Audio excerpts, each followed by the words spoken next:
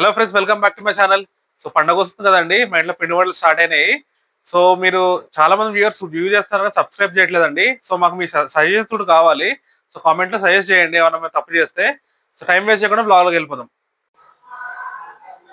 దసరా కదండి, అంటే ఇంట్లో బయట కొనుక్కోము ఎక్కువ, మేము ఇంట్లోనే చేసుకుందామని బూందీ మిక్చర్ చేసుకుంటున్నాం అనమాట. పావు గంట పని అండి, కరెక్ట్ గా 1 కేజీ పైన అవుతుంది. ఇంత ఇంత ఇంత బూందీ అవుతుంది చక్కగా. చూడండి, పల్లీలు, అటుకులు, పుట్నాల పప్పు అండి, వెల్లుల్లిపాయలు దంచుకొని పెట్టుకున్నాం, కచ్చపక్క దంచుకొని, కరివేపాకు. ఇదేమో శనగపిండి అండి. ఇప్పుడు దీంట్లో ఉప్పు కారం వేసుకుందాము. ఉప్పు కారం వేసుకొని కొద్దిగా సోడా, ఒక చిటికెడు వేసుకొని దీన్ని కొంచెం ఫస్ట్ గట్టిగా కలుపుకుందాం. గట్టిగా కలుపుకొని ఒక రెండు ఒత్తులు మనం కారపూస నొక్కున్నాం అనుకోండి, మిగతాది కొంచెం జారుగా కలుపుకొని మనం బూందీ కలిపేసుకోవచ్చు అనమాట. ఫస్టే జారుగా రెండు వేరుగా కలుపుకొని అవసరం లేదు. ఇదేమో కొంచెం సోడా, తినే సోడా, కొంచెం గుల్లగా రావడం కోసం కారం వేసుకుందాం.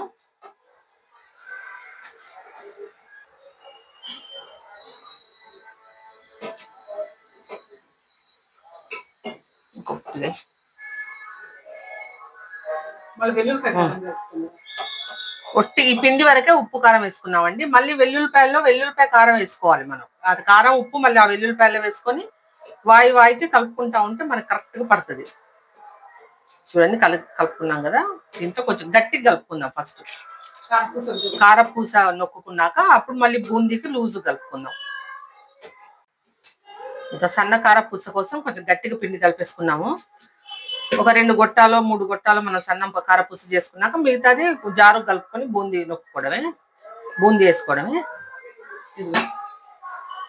ఇప్పుడు ఇది వెల్లుల్లిపాయలు తొక్క చేసుకున్నాం కదండి. దీంట్లో ఉప్పు కారం కలుపుకోవాలి సరిపడినంత.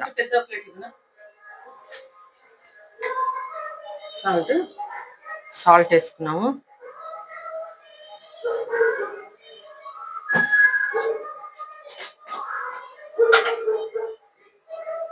కారంగా వెల్లుల్లిపాయ ఫ్లేవర్ తో భలే ఉంటదండి.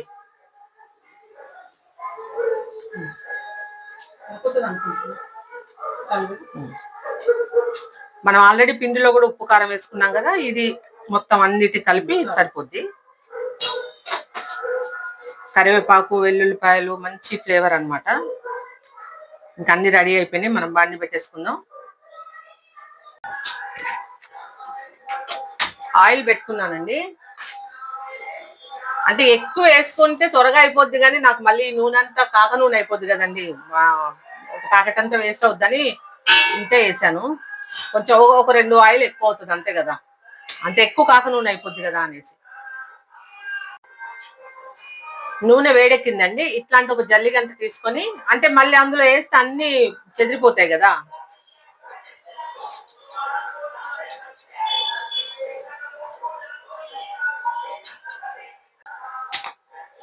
చూడండి, వేగుతున్నాయి, చిటపట అంటున్నాయి, మంచి వాసన.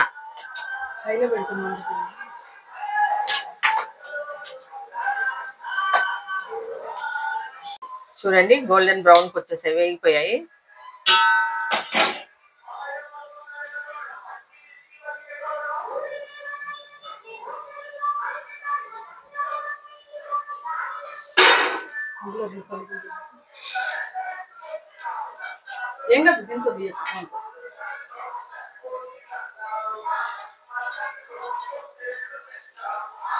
పుట్నాలు కూడా వేసారండి. దాంట్లో జారిపోతున్నాయి.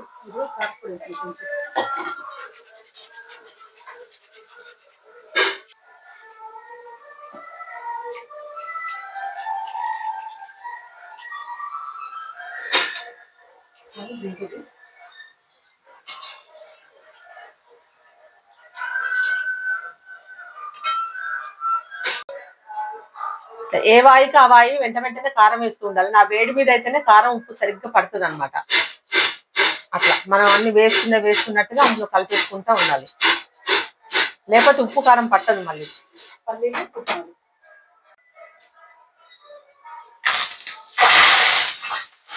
నెక్స్ట్ కరివేపాకు వేసుకోవాలండి.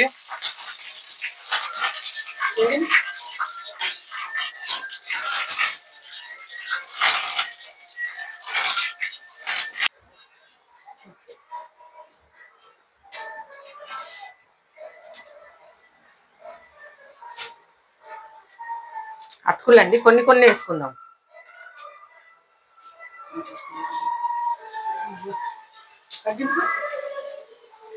మంచిగానే వేగుతాయి ఇవి.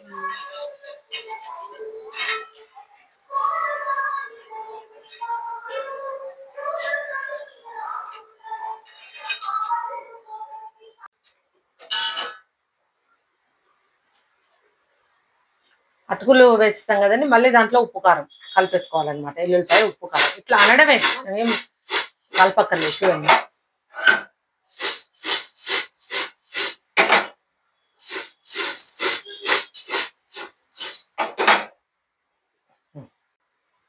సన్న పూసకి పెడుతున్నానండి. ఇప్పుడు మనం పూస బూందీ వేస్తేనేమో మిక్చరు, బూందీ మిక్చరు, లేదా ఇట్లనే తిన్నామనుకోండి చుడువా, అంతే, ఏం లేదు. మనం అన్ని రకాలుగా చేసుకోవడంలోనే ఉందండి, అంతే.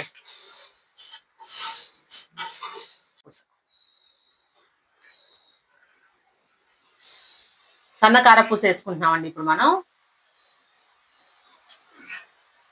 అంటే ఒక పావు గంట పని అండి. మనం బయట కొంటే ఎన్ని వందలు.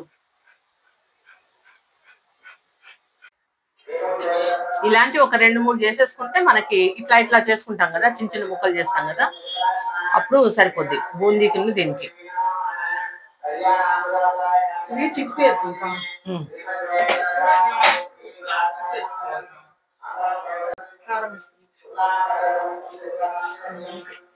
కొంచెం కారం వేసారండి, దాంట్లో కలుపుకోవాలి.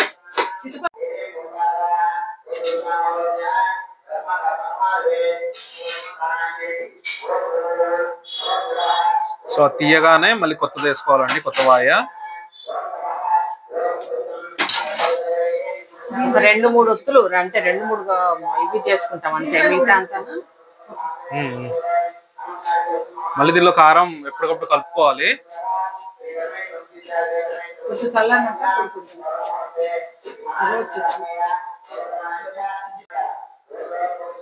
కారపూసకు సరిపోయేంత ఒత్తుకున్నాం కదండి. ఇప్పుడు ఇదే పిండిలో మనం కొంచెం వాటర్ వేసుకొని బూందీకి సరిపోయేటట్టు కలుపుకుందాం జారుగా. ఇప్పుడు బూందీ వేసుకున్నాం అనమాట.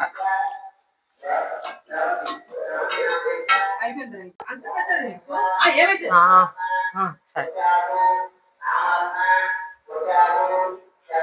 బూందీ వేసుకుందామండి ఇప్పుడు. చూడండి కరెక్ట్ ఒకే సైజు పడతాయి దీంట్లో.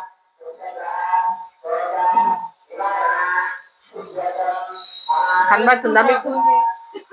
నేను ఇట్లానే వేస్తా, బాగుంటది, కరెక్ట్ గా వస్తాయి అన్ని ఒక సైజు. ఇట్లా ఆవిరి వస్తుంటది, మనం చూసుకుంటా ఉండాలండి.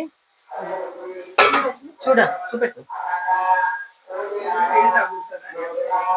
మొత్తం కింద పడిపోతుంటాయి.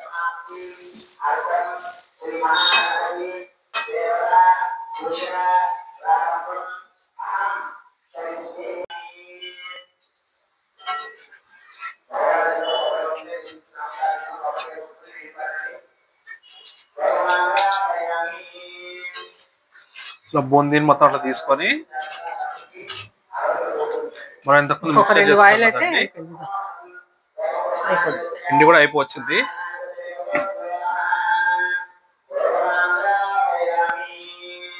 ఆ బూందీని మొత్తం ఇందాక మనం ఫస్ట్ మిక్సర్ చేసుకున్నాక దానిలో కలిపేసుకోవాలి.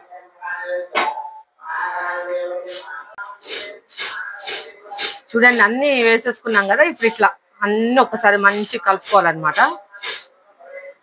మంచి స్మెల్ వస్తుంది, వెల్లుల్లిపాయ కారం వాసన.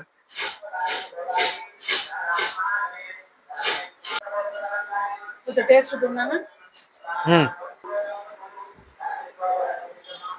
సో టేస్ట్ చూద్దామండి ఎలా ఉందో, చూసి చెప్తాను. కర్ కర్ అంటాను చూడండి, కర్ కర్ కర్, నెక్స్ట్ లెవెల్. ఇంట్లో చేసుకుంది కదా, బయట దానికంటే చాలా బాగుంది. నాకు ఇట్లాంటి మిక్సర్, నాకు మిక్సర్ ఇట్లాంటిది ఒక గిన్నెలో పెట్టి చేస్తే ఎంతున్నా కానీ టీవీ చూసుకుని తినేస్తా నేను. చాలా బాగుంది. ఇప్పుడు బిగ్ బాస్ లో నామినేషన్ ప్రాసెస్ అంటే డైరెక్ట్ గా మామూలుగా మండే రోజు నామినేషన్స్ అట్లా పెట్టేవాళ్ళు కదండి, ఇద్దరిద్దరు నామినేట్ చేయండి అట్లా పెట్టేవాళ్ళు. అలా కాకుండా ఇప్పుడు ఒక గేమ్ లాగా పెట్టారు, లూడో గేమ్ లాంటిది అనమాట. దాంట్లో మనం డై వేసిన తర్వాత 1, 2 అది వస్తే దాన్ని బట్టి పెట్టుకున్న నామినేషన్, డైరెక్ట్ నామినేషన్, లేకపోతే ఒక గేమ్ తర్వాత నామినేషన్ అట్లా అని ఒక డిజైన్ చేశారు. యూజువల్ గా నా మండే ఉండేది నామినేషన్స్, తర్వాత ఈ ట్యూస్డే నుంచి థర్స్డే వరకు గేమ్స్ పెట్టేవాళ్ళు, అందులో కెప్టెన్సీ కంటెండర్ తీసేవాళ్ళు. అలా కాకుండా నిన్న ఇవాళ అంటే నిన్న ఒక చిన్న గేమ్ పెట్టారు, ఇవాళ ఫుల్ లెంత్ గా గేమ్ పెట్టి ఇవాళ నామినేషన్స్ కి పాయింట్స్ పెట్టుకొని నామినేట్ చేయమన్నారు అనమాట. గేమ్ లో గెలిచిన వాళ్ళకి నామినేషన్ చేసే ఛాన్స్ ఉండేలాగా. సో సుమన్ శెట్టి గారు, ఫ్లోరా గారు, రాము ఒక ఒక గ్రూపు, భరణి గారు, శ్రీజ, సంజన గారు ఒక group, Tanuja, Ritu, third batch ఏమో తనూజ, రీతు అండ్ కొత్త అమ్మాయి Divya Nikhita, and fourth batch వచ్చి కళ్యాణ్, ఇమాన్యుయల్ అండ్ హరీష్ అన్నమాట. సో డై ఏమో కెప్టెన్ వేస్తాడు, కెప్టెనే సంచాలకంట.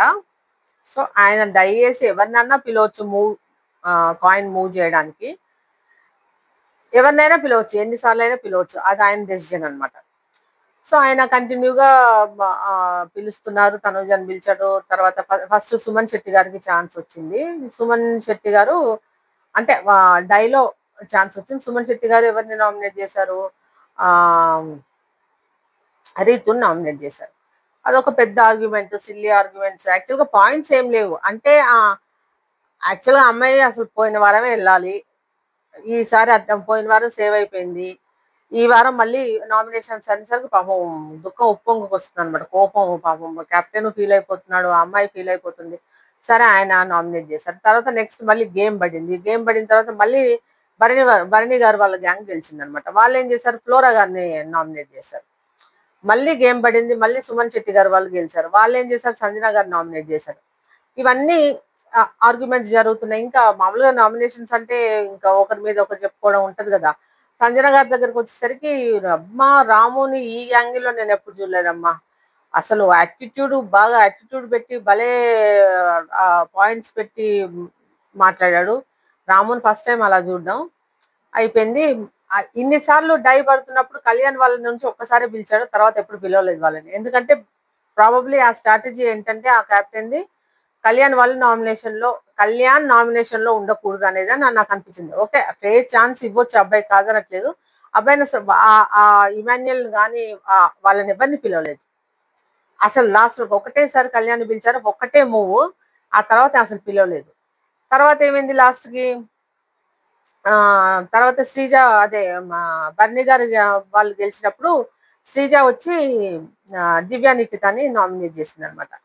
ఇంకా అమ్మాయి అంటే నువ్వు కొత్తగా వచ్చావు, నువ్వు ఒకసారి నామినేషన్స్కి వెళ్ళొసి వస్తే ఎలా అంటే ఆ నామినేషన్ ప్రెజర్ నువ్వు ఎలా తీసుకుంటావో చూడాలని ఉంది అంటే, ఇంకా అమ్మాయి అబ్బా నాకు ఇంత కాంప్లిమెంట్ ఇస్తున్నారు నువ్వు ఇంకా సంజన గారు వచ్చి అన్నారనమాట, అసలు నీ వల్లే నిన్న గొడవైంది, ఆ పోపు దగ్గర నిజంగా అమ్మాయి వల్లే గొడవైంది, అసలు ఒక రోజంతా గొడవైంది.